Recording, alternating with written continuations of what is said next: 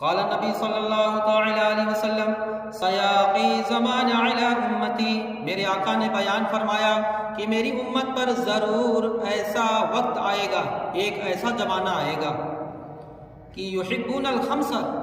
کہ 5 چیزوں سے بڑی محبت کریں گے،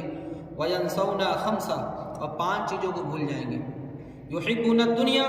دنیا سے بڑی محبت کریں گے، وینسون العقبہ، اور آخرت کو بھول جائیں گے،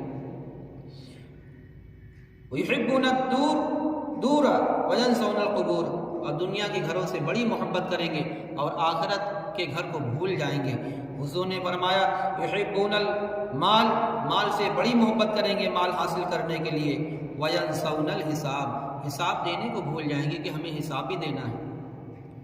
یحبون العیال، گھر والوں سے بڑی محبت کریں گے بال بچوں سے، وینسون الحور، جنت کی حور کو بھول جائیں گے، یحبون النفس، اپنی جان سے بڑی محبت کریں گے، وینسون اللہ، اور اللہ کو بھول جائیں گے۔ تو میرے آقا نے بیان فرمایا ان کے بارے میں، فرمایا ایسے لوگوں کے بارے میں، ہم منی براء وانا بریء منہم، وہ ہم سے بری ہیں، میں ان سے بری ہوں۔ جس سے اللہ کے رسول ناراضگی اور بیزاری کا اظہار فرماتے اس کا ٹھکانہ کہاں ہوگا؟